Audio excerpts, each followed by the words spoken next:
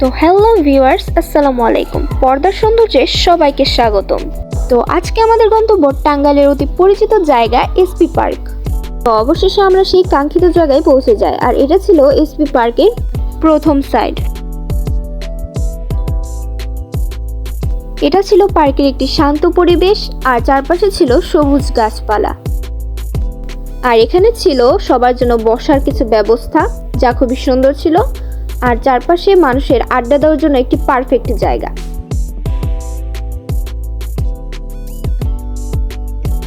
রাস্তাটি তুলনামূলকভাবে খুবই পরিষ্কার পরিচ্ছন্ন ছিল এবং চারপাশে ছিল ফুলের গাছ।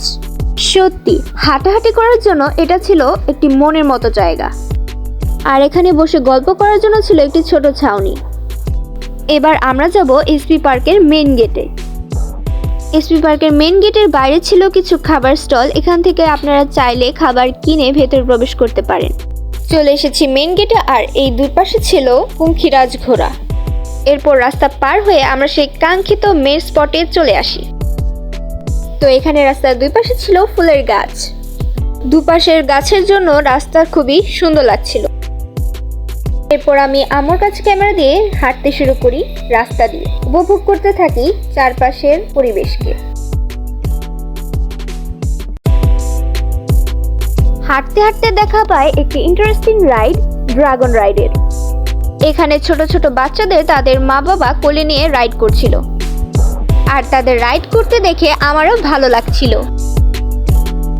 সত্যি তাদের দেখে ইচ্ছে করছিল আমিও যেন আবার ছোট হয়ে যাই। এরপর আমরা সামনের দিকে এগিয়ে যেতে থাকি, দেখার জন্য সামনে আমাদের জন্য কি অপেক্ষা করছে। চারপাশে ছিল প্রচুর মানুষজন, যারা চারপাশের এই পরিবেশকে উপভোগ করছিলেন। ছিল বাচ্চাদের কিছু রাইড, বসার জন্য ছাউনি, আর এপাশে ছিল নাগরদোলা।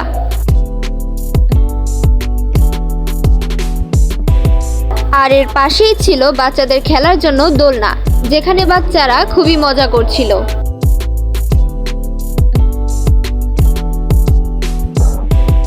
নাগরদোলায় ওঠার জন্য ছিল অনেক ভিড়,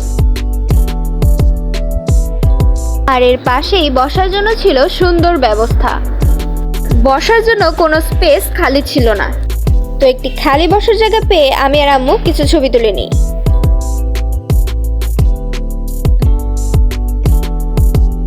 তো হাঁটতে হাঁটতে দেখা মেলে নৌকা রাইডের।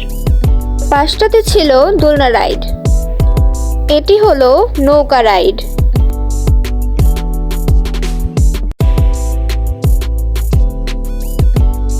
এটি হলো দোলনা রাইড, যেখানে বাচ্চারা বসেছিল রাইডটি স্টার্ট হওয়ার অপেক্ষায়। আর এটি হলো টিকিট কাউন্টার, যেখানে লেখা ছিল টিকিট মূল্য। আর এখানে ছিল বাচ্চাদের খেলার জন্য কিছু সুন্দর সুন্দর রাইড।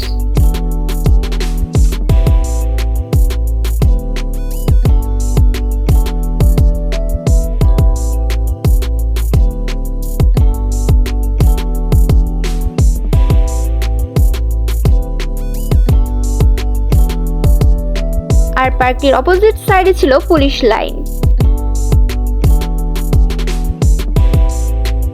আর ঘোরাঘুরি শেষে আমি আর আম্মু একটি ফুড স্টলে হালিম খাই।